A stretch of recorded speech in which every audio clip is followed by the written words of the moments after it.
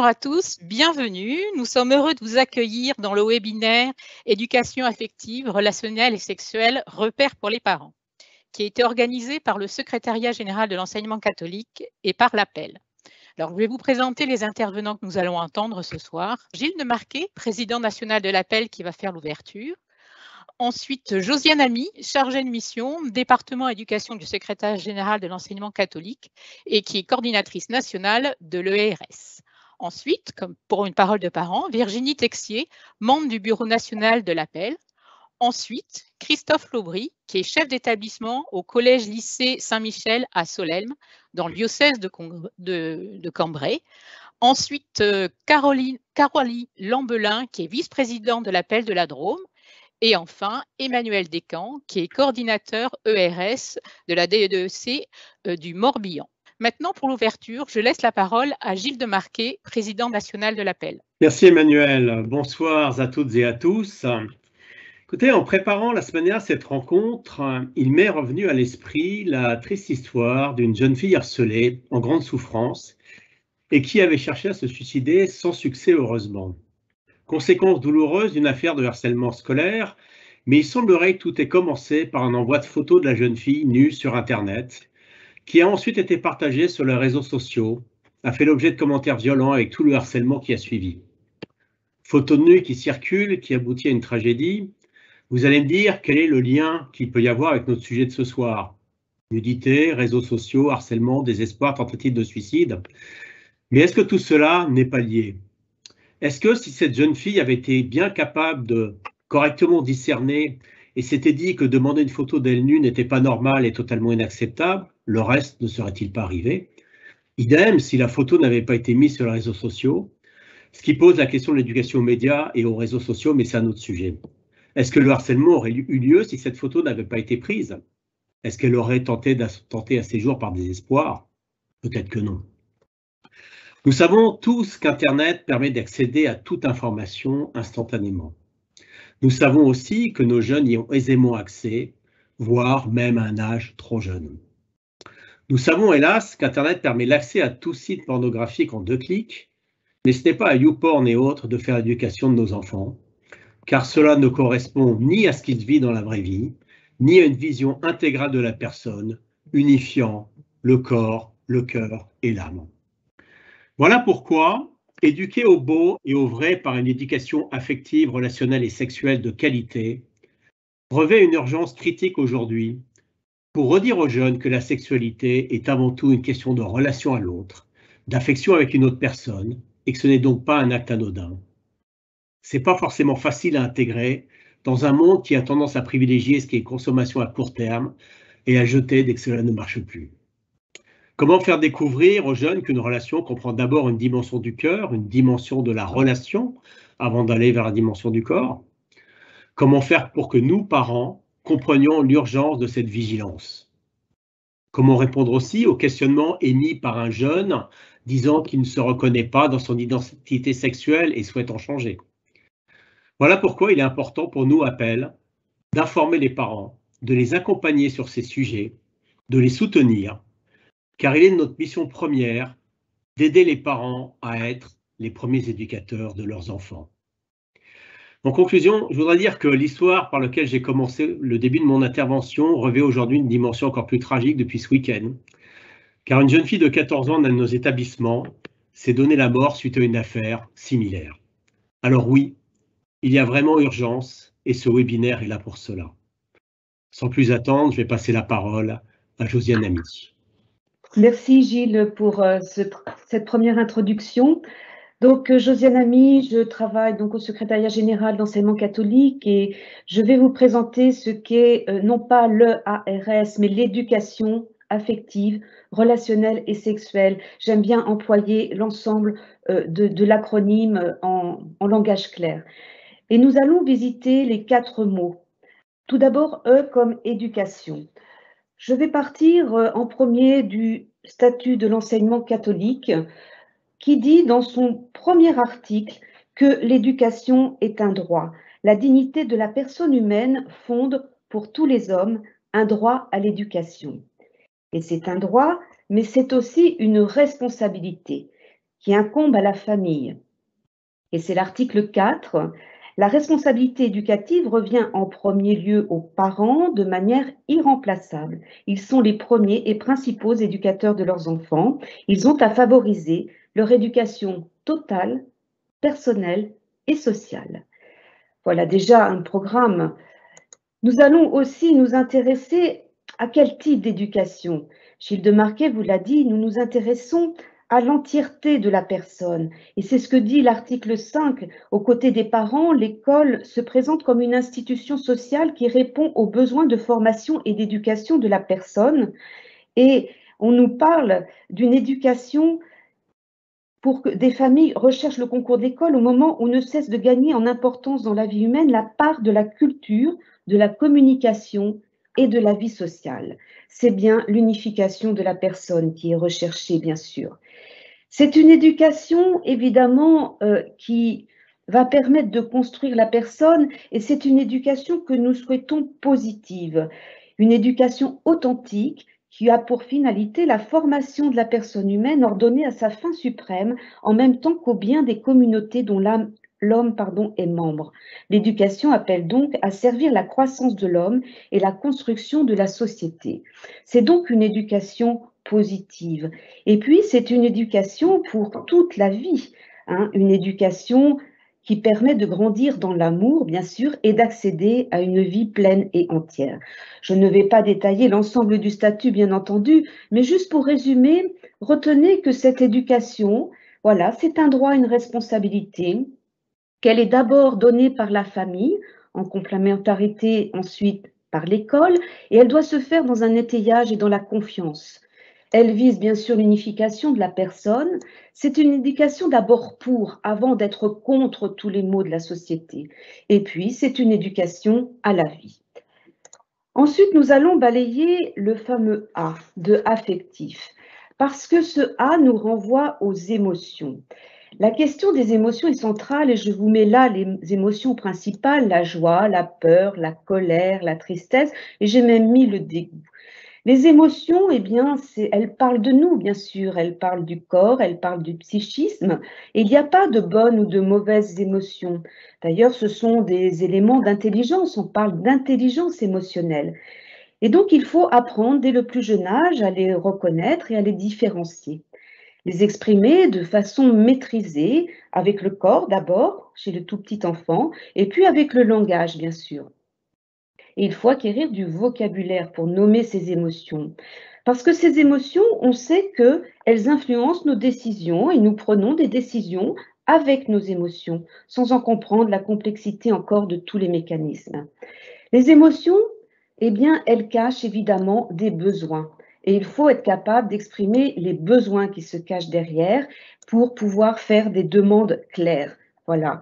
Hein, donc, je suis triste, j'ai besoin effectivement d'être, comment dire, rassurée, par exemple. Voilà. Et puis, je vais demander, bien voilà, d'avoir un câlin de la part de mes parents, par exemple. Voilà. Donc, il faut effectivement travailler tout ce domaine-là, et ça tombe bien, c'est dans les programmes scolaires aussi. Et puis, il faut aussi apprendre à nuancer parce que, voilà, comme je vous le disais, les émotions ne sont ni bonnes ni mauvaises. Une colère peut être excessive, voilà, et hors de propos, mais elle peut être aussi une saine colère. Donc, c'est intéressant de faire des nuances. De même que la peur, voilà, à certains moments, ça peut être intéressant d'avoir peur pour courir vite parce qu'il y a un chien méchant, par exemple. Voilà. Donc, cette dimension affective est absolument à travailler. Ensuite, le R de relation. Comme vous le savez, le développement psycho-affectif et sexuel, le développement cognitif de l'enfant passe par différents stades, au cours desquels l'enfant va s'affirmer, va développer sa curiosité, identifier les adultes de référence, se socialiser, et notamment grâce à l'école. C'est le premier objectif de l'école, la socialisation. Et parallèlement, sa maturité cognitive va le faire accéder à la fonction symbolique du langage, le passage par le jeu notamment, très important. Il va intérioriser ses actions, il va développer son intelligence, d'abord intuitive, puis de plus en plus logique, jusqu'au raisonnement, cause-conséquence, qui vont lui permettre d'argumenter et de confronter ses idées, devenir capable de faire des choix et de s'engager. Donc c'est important de stimuler l'enfant pour qu'il petit à petit se socialise et dans des cercles de plus en plus loin, donc en appartenance à différents cercles, les amis, des équipes de sport, la culture, etc. Et ainsi, il va accéder petit à petit à l'autonomie. Et à partir de l'adolescence, évidemment, c'est le groupe de pairs qui va être le plus important, hein. Et ça devient même la référence, hein, parfois même en opposition frontale avec les parents, vous le savez bien, hein. Donc les codes du groupe sont extrêmement importants. Et puis, on voit bien, Gilles en a parlé en introduction, la question des réseaux sociaux qui, faute parfois de paroles d'adultes étayants, vont devenir le lieu d'éducation, hein, avec son lot de découvertes positives, mais aussi d'aventures beaucoup moins constructives. Donc les enfants ont besoin à ce stade-là d'apprendre à penser par eux-mêmes et pour cela, ils ont besoin des adultes. Et l'éducation affective, relationnelle et sexuelle, bien sûr, s'y attelle. Ils vont aussi avoir besoin de nuancer.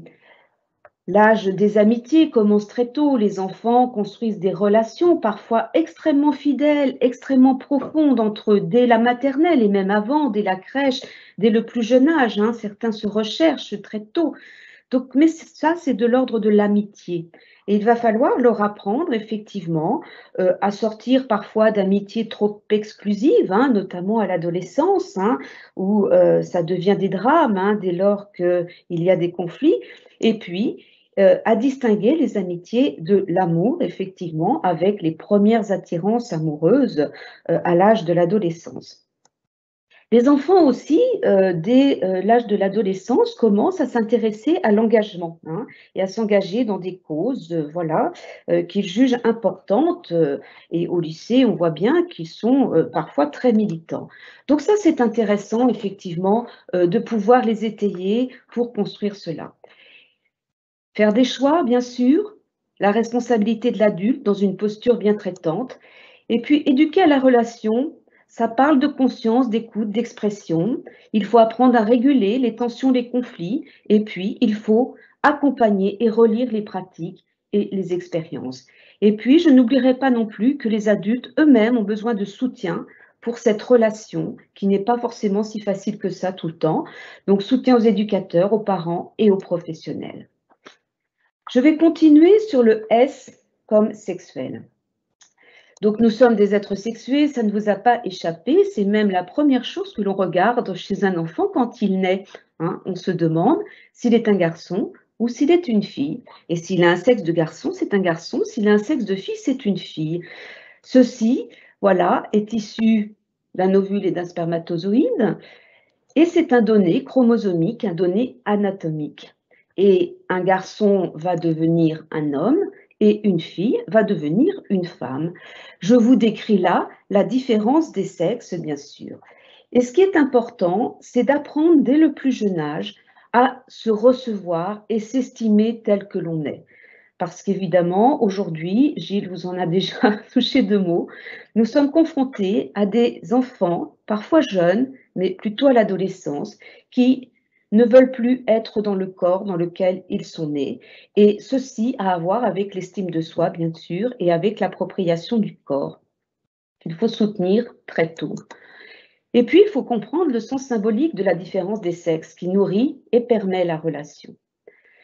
Si je parle du S, je devrais aussi parler, bien sûr, de différentes dimensions. Donc le sexe, qui est l'identité biologique, hein, dont je viens de parler, mais aussi l'identité de genre, qui est le rôle socio-culturel du sexe. Donc cette identité de genre est l'objet de beaucoup de recherches actuellement. L'Église, d'ailleurs, reconnaît tout à fait le genre, hein. Je vous renvoie à différents écrits de la Congrégation pour l'éducation, par exemple. La loi aussi reconnaît le genre, mais ce qui pose problème aujourd'hui, c'est évidemment la séparation entre sexe et genre. Et puis l'autre dimension est l'orientation sexuelle, voilà, hétérosexuelle le plus souvent et parfois homosexuelle. Donc la sexualité a à voir avec l'intimité, a à voir aussi avec la pudeur, hein. Et la sexualité, pour finir, est une question de liberté et d'engagement, hein. C'est donc aussi une responsabilité et en éducation affective, relationnelle et sexuelle, on va aussi tirer les enfants du côté du beau, du bon, de l'émerveillement, hein. Et bien sûr, juste 2 mots sur, le jeu concurrentiel des sexes aujourd'hui, qui est évidemment une impasse. Le monde, est composé pour moitié d'hommes et pour moitié de femmes, donc nous avons à apprendre à vivre ensemble, en bonne entente et à nous respecter parce que nous nous apportons les uns les autres. Pour, continuer, je voulais, vous parler aussi, de l'enfant qui est cette personne en devenir. Parce que le temps et l'espace de l'enfant, évidemment, ne se réduisent pas à la famille. Je m'adresse aujourd'hui aux parents. Je vous ai aussi parlé de l'école, mais évidemment, les lieux d'éducation sont multiples et sont aussi en dehors de la famille et en dehors de l'école. Je reprends juste un mot du pape François qui dit qu'il faut tout un village pour éduquer. Et aujourd'hui, nous savons que des familles peuvent se sentir assez seules pour éduquer. Les grands-parents sont loin, les grands-enfants sont à l'étranger, les familles peuvent être séparées, monoparentales, etc. Et la question, c'est quel village nous voulons, voilà, pour éduquer nos enfants aujourd'hui. L'environnement socio-culturel, si important, hein, les réseaux sociaux, juste TikTok, hein, quand on voit que des enfants très très jeunes sont déjà sur ce genre de réseau, alors que l'âge c'est 13 ans, et encore avec l'autorisation des parents, on voit bien combien il y a une vigilance et une attention particulière à porter quand on est parent pour que les enfants utilisent à bon escient les réseaux sociaux. Voilà, donc je vous ai mis quelques sigles, hein, Snapchat, Facebook, Instagram, etc., pour une invitation aussi aux familles à se former et à être vigilants et à accompagner leurs enfants à utiliser ces réseaux. Les modèles d'identification, voilà, qui sont convoqués, les youtubeurs, influenceurs, etc., la mode, les pop cultures, et puis bien sûr des choses moins faciles comme la pornographie, hein. Il y avait un colloque mercredi dernier à Lyon sur la question. Donc, les parents ont un rôle évidemment primordial, mais pas tout seuls. L'éducation qui ne va pas de soi, parce qu'aujourd'hui, les repères ont bougé avec des paradoxes, hein. Les ados, comme les filles, ont des connaissances assez parcellaires et parfois étonnantes sur le fonctionnement de leur corps, sur la compréhension de leurs hormones, malgré les programmes scolaires. Ils ont des interrogations nouvelles que la génération d'avant n'avait pas, hein, et évidemment, ça n'aide pas à se comprendre. C'est important de rappeler que l'éducation est nécessairement dissymétrique entre l'adulte et l'enfant et que les enfants ne sont pas nos copains, hein.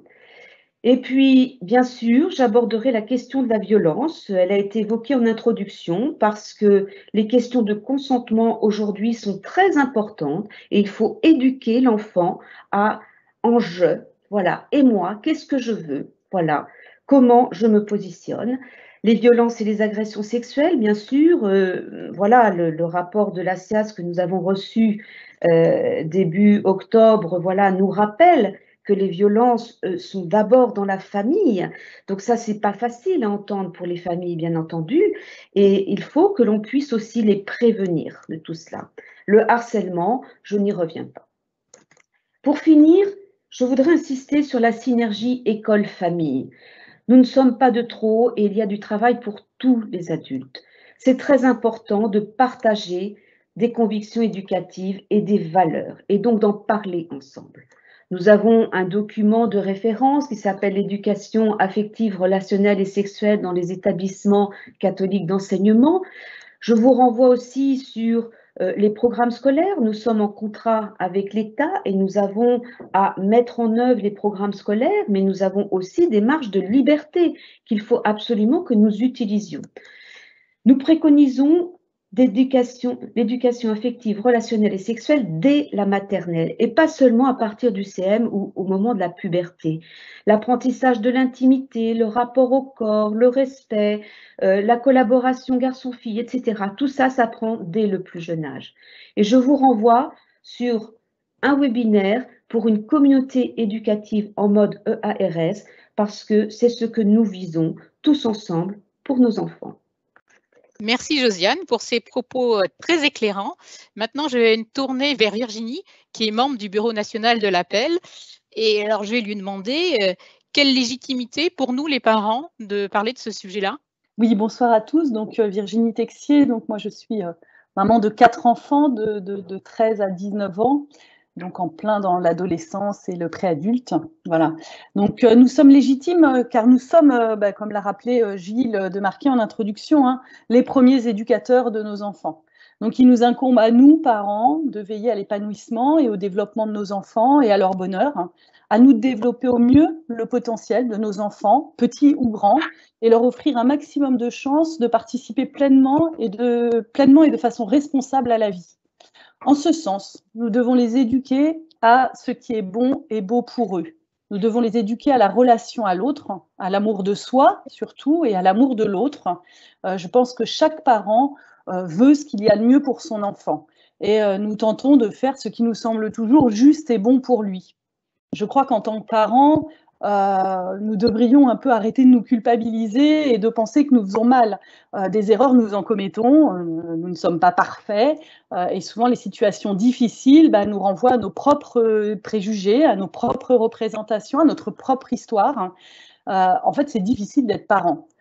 Comme je dis toujours, il y a une école pour apprendre à lire, il y a une école pour apprendre à écrire, à compter, mais en fait, il n'y a pas d'école pour apprendre à être parent. Donc, difficile d'être parent dans un monde en perpétuelle mutation de plus en plus rapide, en fait, qui laisse souvent peu de place aujourd'hui à la vraie transmission, à la transmission des valeurs, à la transmission des codes sociétaux qu'on veut et qu'on a besoin de transmettre parce qu'on est nous et parce qu'on a vécu. Mais ça laisse la place aujourd'hui à l'immédiateté, le paraître, le superficiel. Voilà, tout va vite et on est dans ces critères-là. Comme l'a rappelé Josiane, dans certaines tribus du monde, nous observons que l'éducation est portée par tous, par tout un village. L'enfant est entouré par toute la communauté du village, petit et grand, et chaque personne du village va lui apporter une petite part de ce qui va le constituer et ce qui va l'aider.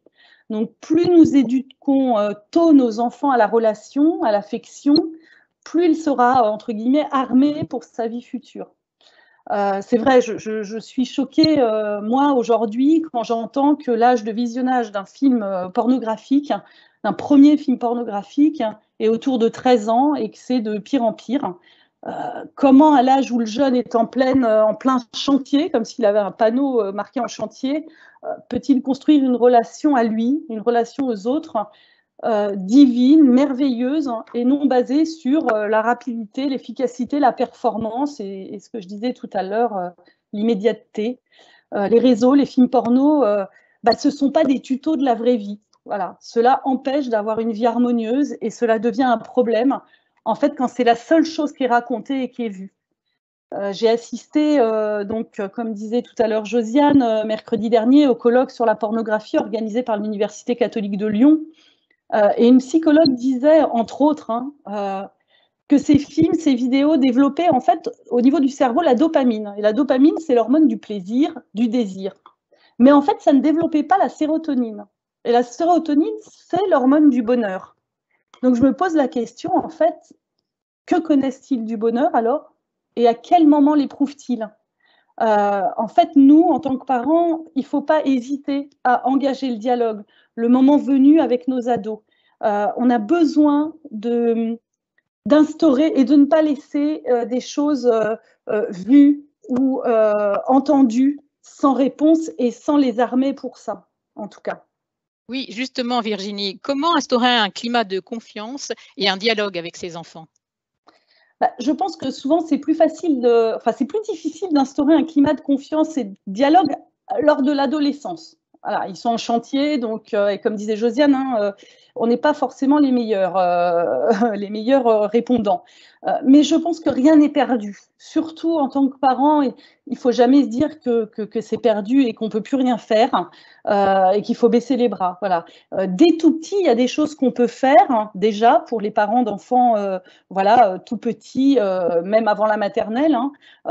Nous avons tout intérêt à créer ces espaces de dialogue. Par exemple, lorsqu'on donne le bain, c'est déjà nommer les parties du corps, faire prendre conscience à l'enfant des limites de son propre corps, lui expliquer que son corps lui appartient, lui dire que personne n'a le droit de le toucher sans son approbation. Et même un adulte, lui dire aussi créer des espaces de dialogue, c'est aussi, et Josiane l'a aussi dit, parler de ses émotions, de ses ressentis, de ce qu'il met mal à l'aise, de ce qu'il aime.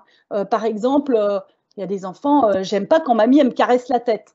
Elle a le droit de ne pas aimer quand mamie caresse la tête. Ou je déteste quand Hugo me donne une tape sur les fesses pour rigoler. Bah oui, Hugo, il n'a pas à donner une tape sur les fesses pour rigoler. Ça ne se fait pas et l'enfant a le droit de dire que ça ne lui convient pas et de dire ses émotions.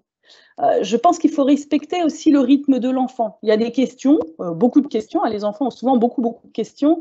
Et rien de faire de courir trop vite. Voilà, chaque chose en son temps. Pas la peine de lui expliquer, par exemple, toute la reproduction. Quand à 4 ans, il nous pose juste la question de comment on fait les bébés. Je crois que ce n'est pas la peine de tout lui expliquer. Il faut, je pense, qu'il ne faut pas hésiter aussi à reformuler ses questions, parce qu'il en aura, sur sa relation à l'autre, sur sa sexualité, sur son devenir. C'est lui aussi en poser pour savoir où il en est dans sa réflexion. Bref, plus on instaure un dialogue, plus il sera en confiance.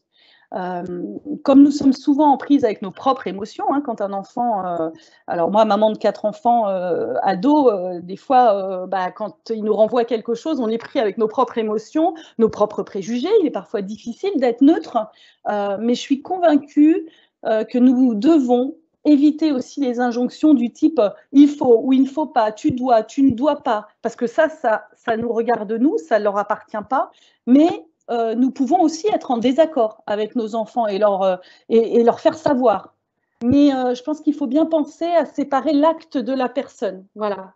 Ils sont des adultes en devenir avec toutes leurs dimensions et les actes qu'ils font ne sont pas la représentation de leur personne, de leur part, j'ai envie de dire divine, leur part parfaite. Voilà, les actes, c'est autre chose. Nous devons, nous, parents, leur susciter l'envie de grandir en sécurité, en confiance. Et n'hésitons surtout pas à leur dire ce qui nous a fait nous grandir, ce qui nous tient à cœur, ce qui nous rend heureux et les valeurs auxquelles nous tenons. C'est vrai qu'à l'adolescence, c'est plus dur d'instaurer ce climat. Si on ne l'a pas instauré avant, ça va être plus difficile parce qu'il faut se faire confiance. Mais cependant, et Josiane le disait aussi, nous ne sommes pas seuls en tant que parents. Il existe aussi des professionnels qui peuvent parler avec nos ados. Dans les établissements, des fois, il y a des médiateurs, des psychologues, etc. Même des membres de la famille. Si ce n'est pas avec moi que tu peux parler, peut-être que tu peux en parler à mamie ou à mémé ou enfin, comment vous les appelez, ou à des amis. En tout cas, je pense que chaque question doit avoir une réponse et que la réponse n'est pas toujours faite par nous, parents. Et nous ne sommes pas toujours les mieux placés donc, pour répondre. Du moment que le jeune trouve quelqu'un à qui parler, je pense que c'est le plus important. Même s'il y a une erreur ou qu'il a expérimenté quelque chose d'interdit, je pense qu'il faut l'encourager à parler et à en parler. On sait que l'erreur, et il faut lui expliquer que l'erreur, ça fait aussi grandir et que nous devons le respecter, même dans les conditions difficiles. Il est utile en fait que l'enfant soit libre de ses choix, de dire non ou de dire oui. Il a le droit de résister aux pressions de ses copains. Notre rôle de l'aider à avoir un esprit critique, à nous parents. Je crois que plus nous lui dirons de belles choses, plus nous croirons en lui, plus nous l'encouragerons, plus nous poserons un cadre clair avec des interdits et des limites bienveillantes, alors nous aiderons nos enfants à grandir dans que cette relation de dialogue et de confiance est vraiment quelque chose que nous devons instaurer et c'est jamais trop tard. En tout cas, je pense que c'est jamais trop tard, même quand on a des préadultes et qu'on doit les encourager. Eh bien, merci beaucoup Virginie pour ces propos très intéressants. Maintenant, je vais me tourner vers Monsieur Laubry, qui est chef d'établissement. Et je vais lui demander comment l'école se saisit de cette question, aussi bien dans le programme qui est imposé par l'éducation nationale que hors programme. Alors, je me présente Christophe Laubry, chef d'établissement à l'institution Saint-Michel de Solesmes, dans le diocèse de Cambrai.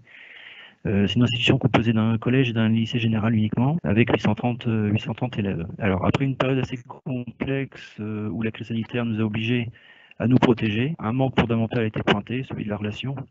Et dans l'établissement, nous étions justement en train de repenser notre projet d'établissement. L'équipe du PAP peut-être aussi nous a mené à construire ce projet autour de la relation. On l'a décliné en 4 axes. On a repris exactement ce que vous aussi nous proposé. La relation à soi, la relation aux autres, à l'environnement et à Dieu. Et dans ce cadre, l'éducation affective, relationnelle et sexuelle prend tout son sens. En effet, cette question est inscrite dans les programmes. À titre éducatif, j'ai lancé une journée pédagogique sur le thème avec l'équipe diocésaine de Cambrai. Et on a procédé à l'animation un immeuble ARS qui a été vécu et il nous a permis de réaliser le blason éducation affective, relationnelle et sexuelle de l'institution. Il en est ressorti que nous avions des ressources telles le point écoute, l'accueil pastoral et la communication. Nous avions des valeurs, la bienveillance, l'écoute, l'épanouissement qui sont vraiment essentiels pour pouvoir écouter réellement l'élève.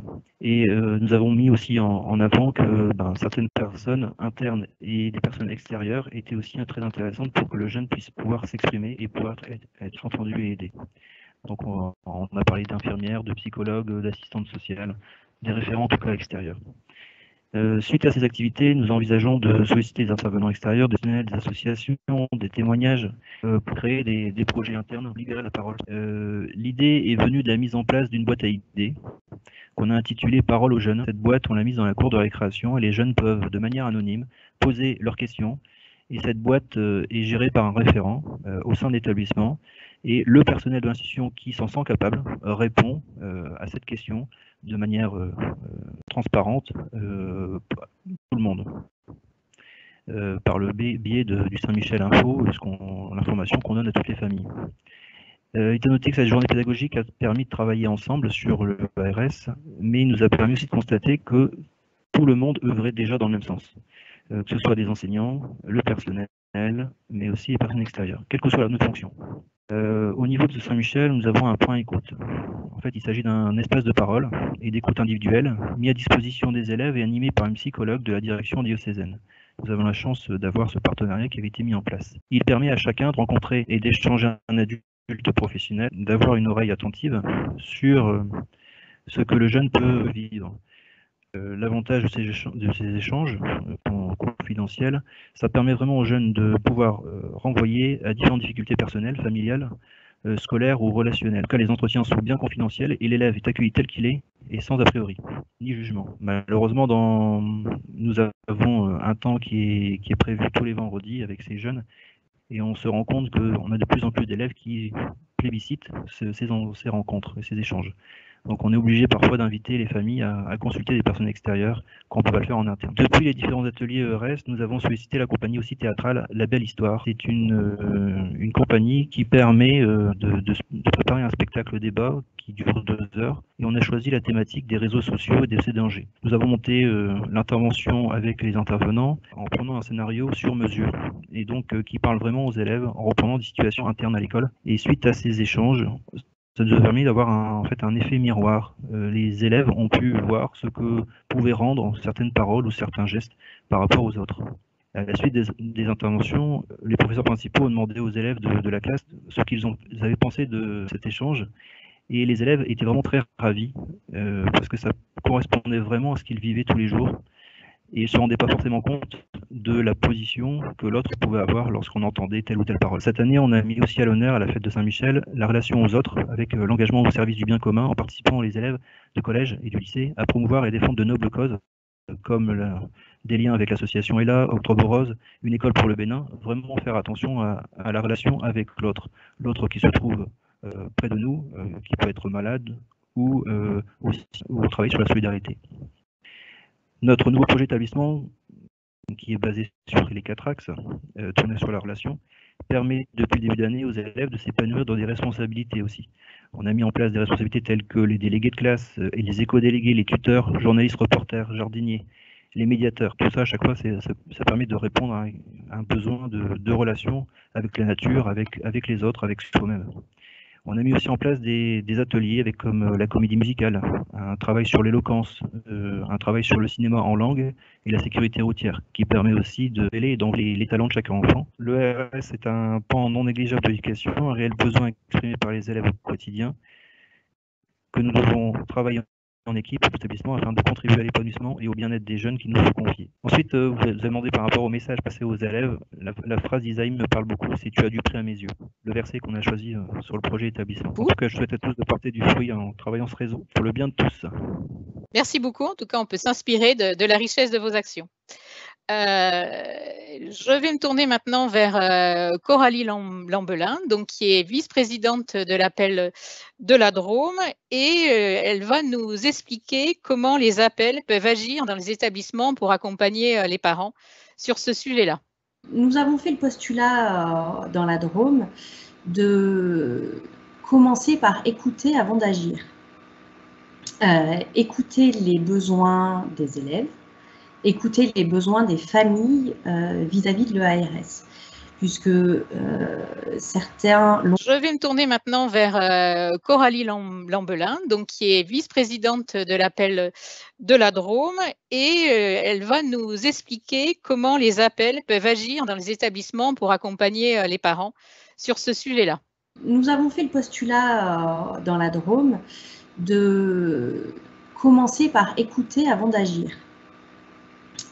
Écouter les besoins des élèves, écouter les besoins des familles vis-à-vis de l'EARS, puisque certains l'ont pris un petit peu comme un gros mot quand ils ont entendu que dans EARS, le S voulait dire sexuel, et ont pris un petit peu peur et ont pu être effrayés par le caractère un petit peu complexe de cette signification. Donc ça a été vraiment ça notre premier postulat, écouter toutes les remontées des parents, des familles, mais aussi de toute la communauté éducative vis-à-vis de cette globalité de questionnement. Et une fois qu'on a eu toutes ces remontées et un petit peu ce diagnostic de terrain, on a beaucoup travaillé donc avec notre DDEC et une salariée qui a été embauchée pour ses compétences très spécifiques sur ce domaine-là et pouvoir donc développer et déployer nos actions sur le terrain pour pouvoir accompagner les élèves, mais également l'entièreté de la communauté éducative dans cette démarche. Ça a été donc un déploiement petit à petit pour pouvoir réellement impliquer tout le monde, pas seulement que les enseignants ou que les familles. Alors, la démarche qui a été choisie, c'est une formation au niveau des parents volontaires. Donc, un certain nombre de journées de formation sont organisées pour être, on va dire, référent et avoir une posture qui est, on va dire, alors professionnalisante est un terme un petit peu fort, mais en tous les cas, la bonne posture vis-à-vis des familles, vis-à-vis de la communauté éducative, porter un message qui soit clair et compris par tout le monde. Donc voilà, ces formations sont co-organisées et par notre appel départemental et notre direction diocésaine. Et les parents interviendront dans les écoles ou juste auprès de leur famille? Alors, les parents pourront intervenir évidemment auprès de leur famille, mais auprès de toutes les familles et également dans les écoles. C'est vraiment une formation qui va être multidirectionnelle pour pouvoir s'adresser à toutes les personnes qui sont concernées.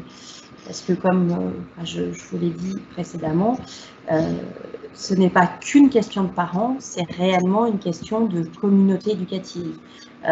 Tout le village est là pour construire l'enfant. Et ils interviendront à tous les niveaux, de la maternelle au lycée ou juste à un niveau particulier?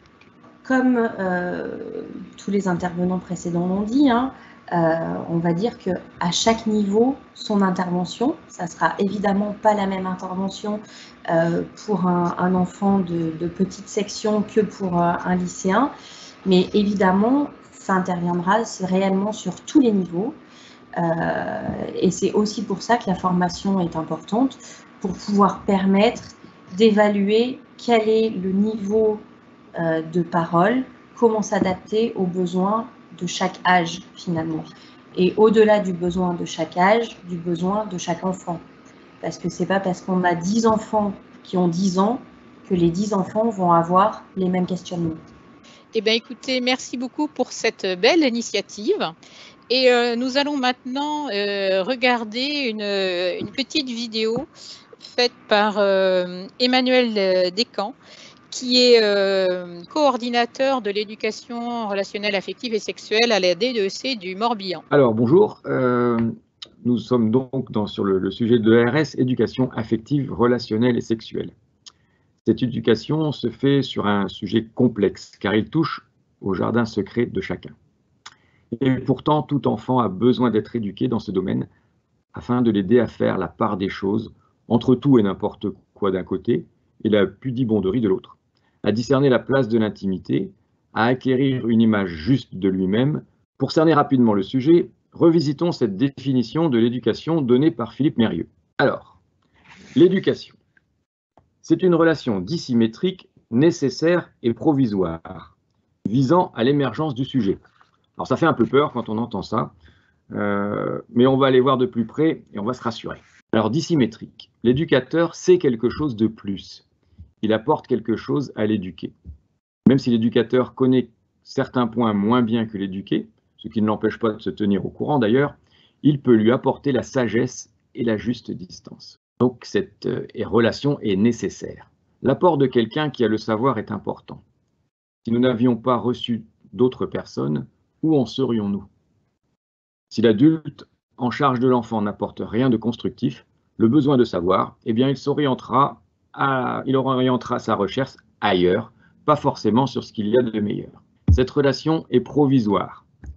À un moment, l'oiseau s'envole du nid, et bien avant, il montre des signes d'autonomie.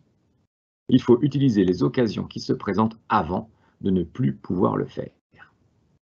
Et cette relation, enfin, vise à l'émergence du sujet. Le but est d'aider l'éduqué à tenir debout tout seul. Il ne s'agit pas de le tenir en laisse. Il s'agit qu'il devienne un adulte libre et responsable. Bon, ok, me direz-vous, mais pratiquement. Eh bien, voilà ce que je vous propose. Cette éducation se fait dans un cadre qui aura été construit par la confiance mutuelle qu'auront les deux interlocuteurs.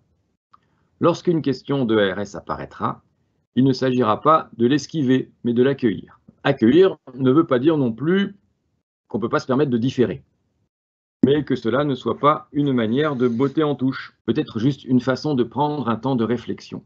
Écouter l'enfant et lui demander ce qu'il connaît déjà, ce qui motive sa question, de faire le point avec lui, là où il en est.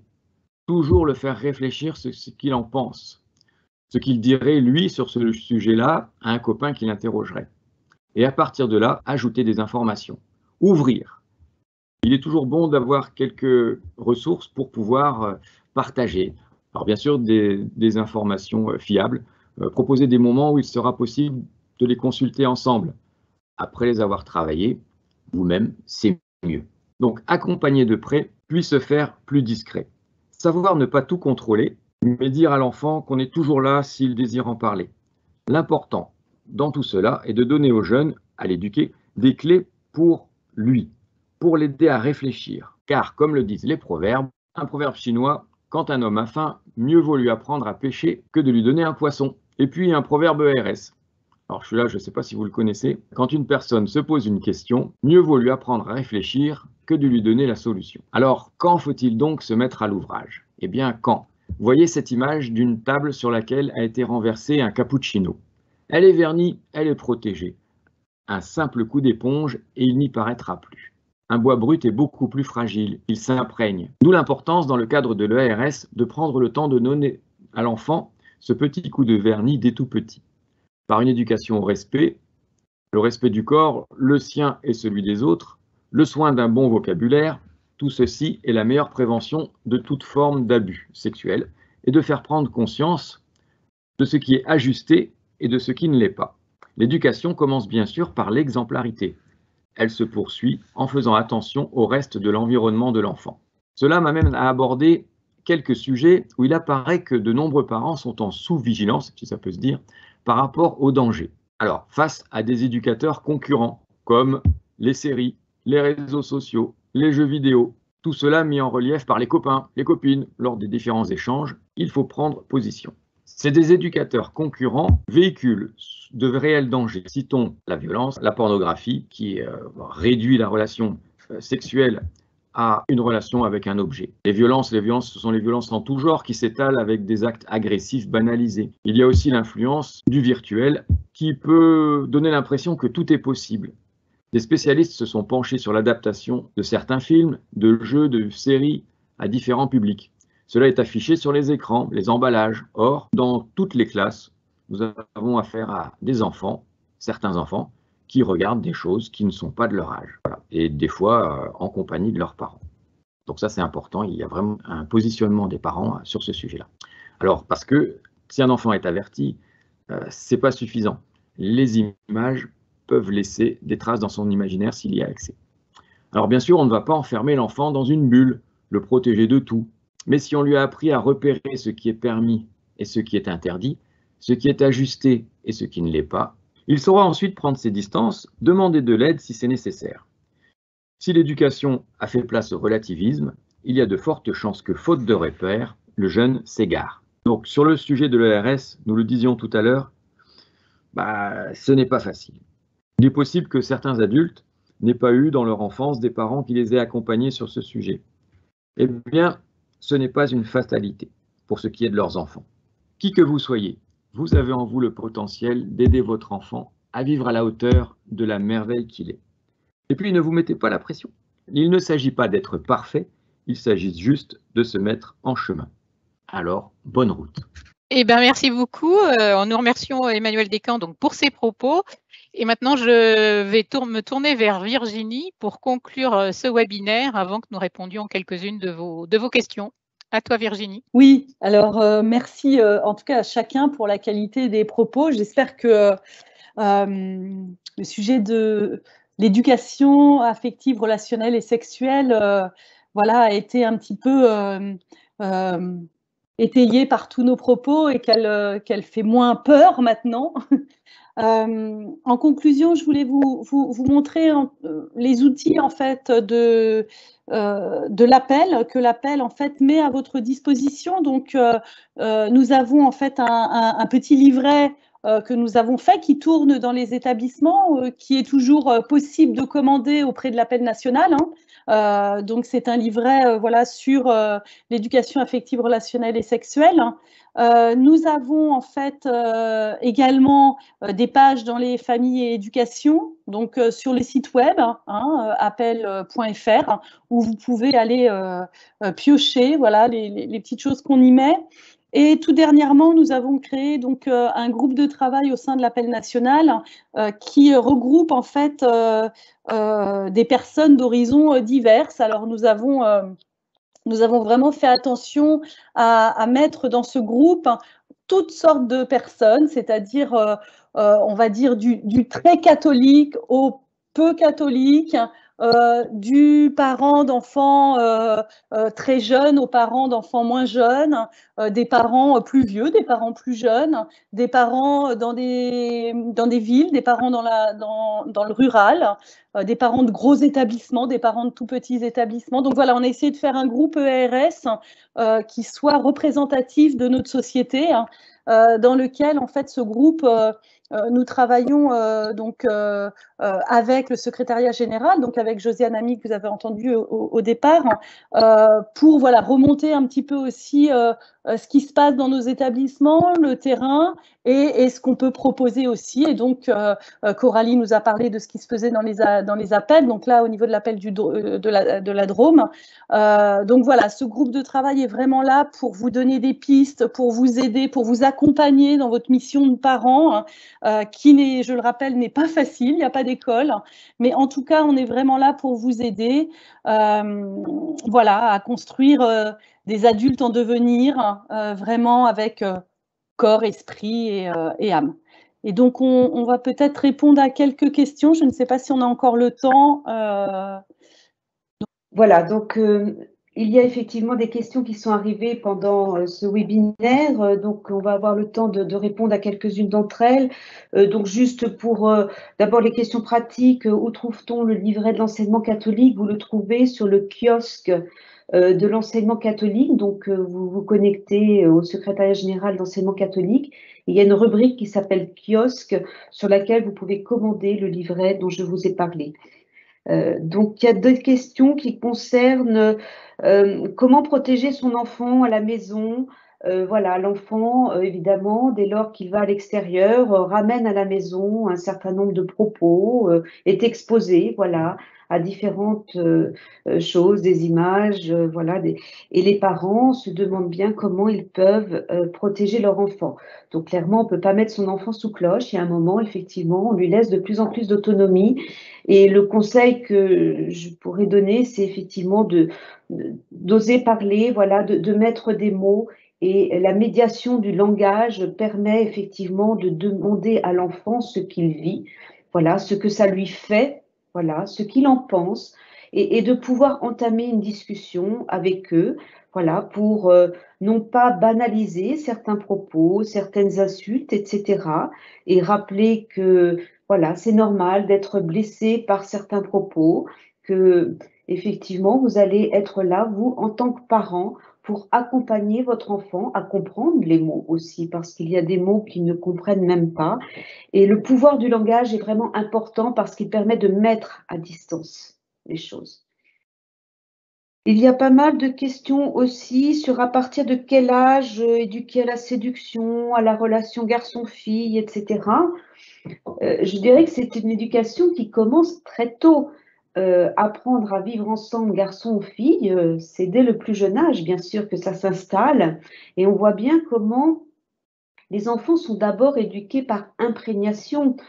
C'est pas tant l'explicite, mais il faut être conscient de tout l'implicite de l'éducation quand on est parent. Et les enfants nous voient vivre, hein, nous les adultes, et c'est comme ça déjà qu'ils s'imprègnent. Ils voient comment nous, les adultes, nous respectons entre nous, voilà, et ils s'imprègnent comme ça d'une certaine éducation. Et puis ensuite, évidemment, quand ils deviennent pubères, les hormones parlent et évidemment les attirances amoureuses et les relations deviennent tout autres et peuvent devenir tout autres. Donc là, effectivement, il convient d'éduquer les enfants, voilà, à connaître leur corps et à apprendre effectivement à l'utiliser à bon escient. Donc, c'est la responsabilité des parents, je vous l'ai dit. Ça ne veut pas dire que les parents font tout. Et il y a un âge où il me semble qu'il est sain de déléguer cette éducation à d'autres adultes. Quand ils sont plus petits, c'est plus facile, mais dès lors que l'on parle d'intimité, de relations sexuelles, etc., d'autres adultes peuvent effectivement aider les parents à parler de ces choses-là. Alors, vous demandiez à qui s'adresser. Donc, nous travaillons effectivement avec des partenaires qui sont des associations. Nous sommes en contrat avec certaines d'entre elles, comme Leclerc Amour et Famille, aussi Sésame, mais il y a aussi des propositions qui peuvent être faites, cyclo-show, etc. Enfin, voilà, pour apprendre voilà, à connaître son corps. Il y en a un peu pour tous les goûts et toutes les couleurs. Il faut vous adresser au chef d'établissement, bien sûr, ou bien à votre association de parents qui pourront vous aider pour travailler ces questions-là. J'ai des questions également, évidemment beaucoup de questions sur les réseaux sociaux parce que vous êtes très inquiet évidemment de ces téléphones portables et de ces instruments qui sont effectivement à la fois des téléphones, mais bien autre chose que ça. Ce sont aussi des appareils photo, ce sont aussi des terminaux qui permettent d'accéder à toutes sortes d'informations. Et bien évidemment, il faut éduquer les enfants à l'usage de ces outils. Donc l'école prévoit cette éducation, mais je crois qu'il faut vraiment que les parents se forment et s'informent. Vous évoquez le contrôle parental. Actuellement, un député dont j'ai oublié le nom est en train de proposer voilà, une proposition de loi pour ce contrôle parental, pour que les fournisseurs d'accès le mettent systématiquement. Alors, je crois que la loi prévoyait au départ que ce soit mis par défaut. Il semble que ce ne sera pas forcément le cas. Enfin, la loi n'est pas encore votée, mais vous avez raison de vous inquiéter de cela, les parents, bien entendu. Peut-être que les parents d'élèves, Virginie, veut répondre aussi à cette question des réseaux sociaux. Oui, les réseaux sociaux, effectivement, c'est le fléau, j'ai envie de dire, d'aujourd'hui. Et comme je lisais dans une question, c'est de plus en plus tôt. Et c'est vrai que nous, parents, on a vraiment à faire attention à ce qu'on met dans la main de nos enfants. Maintenant, on ne pourra pas de toute façon aller contre les réseaux sociaux. C'est un fait. Maintenant, on essaye de faire au mieux en tant que parents, mais surtout, et Josiane le rappelait, mais vraiment, il faut garder ce dialogue avec nos jeunes. Ce qui est important, c'est vraiment de garder ce dialogue, de garder cette communication qu'il y a avec eux. Et tout à l'heure, Josiane parlait aussi de ce que nous faisons. Et ça, c'est, je pense, ultra important. Un enfant apprend aussi parce qu'il voit, pas parce seulement ce qu'il entend. Et effectivement, si nous sommes à table avec nos téléphones, nos réseaux, etc., si nous passons notre vie sur le téléphone et nous ne nous occupons plus de nos enfants, quelle image on donne à notre enfant? Donc les réseaux sociaux, oui, je pense qu'il faut aussi aller voir ce que c'est pour pouvoir préserver aussi, hein, mais il ne faut pas que nous, adultes, nous tombons dedans aussi, parce que sinon c'est difficile d'aller dire à son enfant « arrête de regarder les réseaux sociaux » si nous sommes tout le temps dedans. Donc voilà, gardons le dialogue vraiment avec les petits. C'est facile, avec les ados, c'est plus compliqué. Mais en tout cas, gardons le dialogue et osons dire à nos enfants, si tu ne veux pas me parler, je l'entends, ok, mais va parler à un autre adulte, la maman d'un copain, le papa d'un copain, le voisin, la famille, etc., le référent, ton prof principal, peu importe, mais en tout cas, ne reste pas sans réponse si tu as des questions qui te viennent. Il y avait des questions aussi sur les axes du projet. Quelqu'un n'a pas bien compris parce que le son n'était pas très bon. Donc, les axes du projet Laudato Si, c'est la relation à soi, la relation aux autres, la relation à l'environnement et la relation à Dieu. Voilà les 4 dimensions de la relation qui sont proposées et qui peuvent être effectivement et qui sont l'objet de nombreux projets dans les établissements catholiques. Voilà.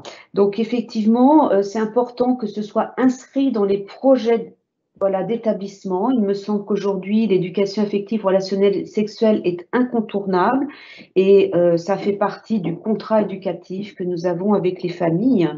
Quelqu'un parle de l'exclusion des parents. Je ne sais pas ce qu'il y a derrière cette question. Bien évidemment, à partir du moment où un parent inscrit son enfant à l'école, il en partage le projet éducatif et il est aussi partie prenante.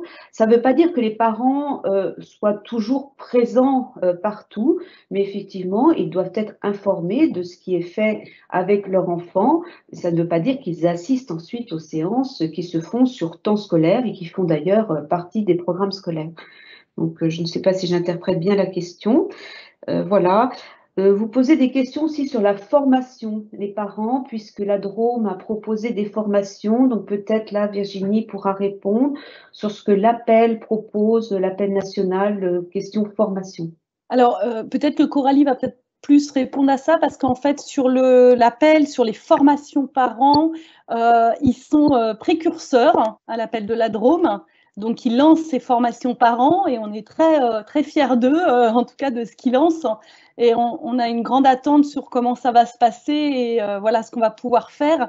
Et ensuite déployer, si on peut, voilà, dans les autres diocèses. Donc, peut-être que Coralie, peut-être tu peux répondre.